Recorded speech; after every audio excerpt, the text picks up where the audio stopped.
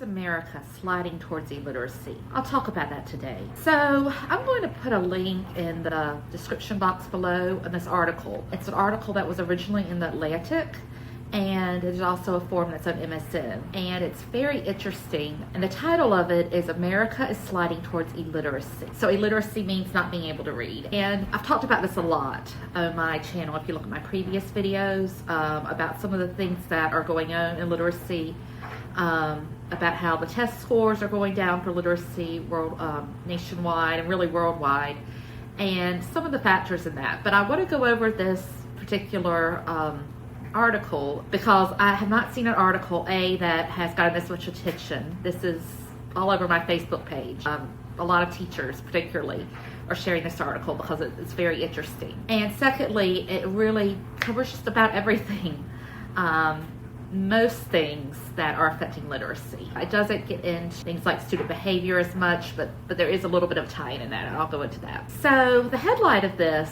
the first line of it, to me, is just really telling. It says, the past decade may take as one of the worst in American history. So they're talking about education. So basically, there was a downhill slide in education starting in about 2013.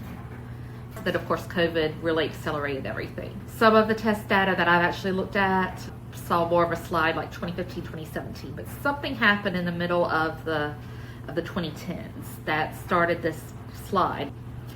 But basically, we're now at pretty much a crisis with reading. So our test scores are lower than they've ever been. And there's also a bigger gap between high students and most struggling students. Students who are in the top 10 percentile, in other words, students who do better than 90% of students in their grade. The test, the national test, those students are doing just as well as ever. In some measures, they're actually doing better than ever. It's those students at the very bottom who are really struggling. So we now have 33% of students in the United States who score below basic. In other words, they don't even have a basic foundation of literacy. They're what you might call functionally illiterate. That's a very big number. So why is this happening? So I want to go through some of the things that they talked about here. There's been this talk that schools are underfunded, and in some cases you might say they are, because compared to other things like our government in Washington, the Defense Department, yeah, schools don't get as much funding as that. The Defense Department can do just about anything with the money it has. It's pretty unlimited. Compared to that, schools get very little. Compared to, say, healthcare systems, schools get very little. But what's interesting is that there's been an increase in spending in most places in the United States. But that increase has not led to better test scores. Test scores keep on going down.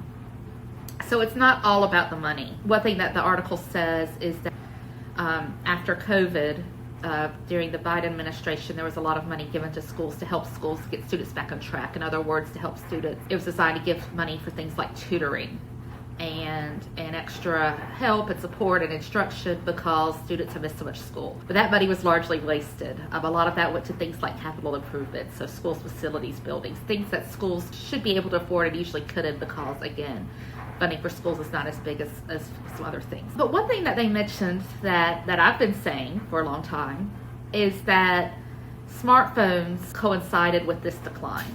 So if you think about it, I got my first smartphone, I believe, in 2012. I was a little bit late compared to most people I knew. But in 2011, only 23% of teens had smartphones. In other words, phones where you can surf the web, you have all these social media devices, social media sites. That was in 2011, it was only 23% of teens.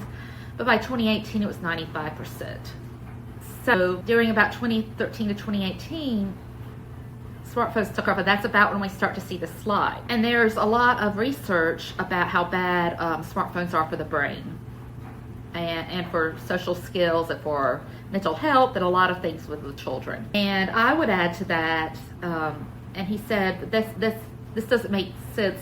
It can't be the only reason because younger children are seeing the slide too. I'm hesitant with that argument that it can't just be smartphones, or that can't be the primary reason, because younger kids are getting devices very young. I'm a mom now, and I'm getting all the time ads on my social media accounts and ads when I'm looking at something on the internet, advertising for all these apps for kids that go on tablets. So I saw one yesterday for a speech app, which is pretty unbelievable, because part of the reason why children are being referred for, especially for speech problems today, speech and language problems, it has to do with the rise of technology. So that's pretty interesting. But they had this app for speech where you give 2 or 3 year olds a tablet, and it's supposed to help them improve their speech. I get all these apps for kindergarten readiness, all these things that are interactive, that are fun, where students pick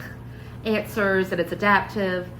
And the studies show that's really bad for the brain. And even school systems will give children tablets now. Most children starting in kindergarten will have tablets now, and that's a lot of times funded with federal money, which may go away now. I don't know, it may not. But that we're seeing tablets and devices even for young children. So I think that this could be a very, very big factor. It's probably not the only factor, because again, this is a worldwide thing. We're seeing it all over, but that's probably one of the big factors, and all the things that go with that. One thing that they mentioned was low expectations. This article mentioned was low expectations, and we definitely are seeing that. So I just learned today that in British Columbia, Canada, which is one of the biggest provinces in Canada, that it's kind of an understanding based on policy that students can't fail, that there has to be a big reason for a student to fail, and there have to be all these intervention plans to get a student not to fail. And I was talking to someone who lives in Canada, who's a parent, and she was saying this is just really difficult to deal with, because kids could do anything. They cannot turn a single thing in, and yet they won't fail them. They have no consequences as far as grades that occurs failing. And here in the United States, we're seeing softer expectations also. Here in South Carolina and in several other states also, it's gone from a 7-point grading scale to a 10-point grading scale. So what that means in practice is that it used to be that you had to have a 70 to pass a course. Now you only have to have a 60, and it's much easier to get a higher score than it was in the past. And so I actually saw an article on this for when it was passed, and these student athletes are really excited because for their scholarships they needed to have higher grades. And that's just an example for me of how we've gotten way off the purpose of academics and the purpose of grading.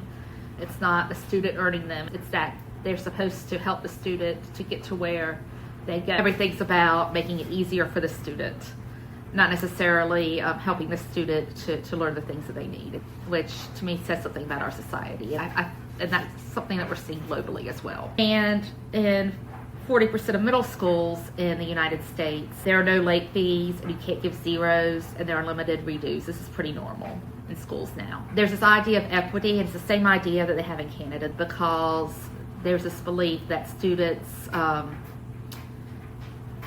come from different places, and they've got different strengths and different abilities, and it isn't fair to judge everyone equally because they have different resources. And I get that, but I also get that there has to be some kind of accountability. He also mentioned intervention policies, and the 2 states that were mentioned that actually kind of buck this trend, that are actually doing better, are Mississippi and Louisiana, which are not traditionally states that have done well academically, but they have intervention policies that are really good for students. In other words, they help the students who are struggling the most. And that's something that's kind of been left out of this discussion. I've said in another video, I've worked at schools before that had really good intervention programs, and it's been absolutely amazing what you can do. But it's hard, so a lot of school systems don't want to do that. He talks about charter schools, and I disagree with that, because there's kind of a mixed evidence about charter schools. But what was not mentioned in this whole article was how students are not reading, which kind of ties together a lot of these factors. The fact that there are less expectations. Students aren't expected to read.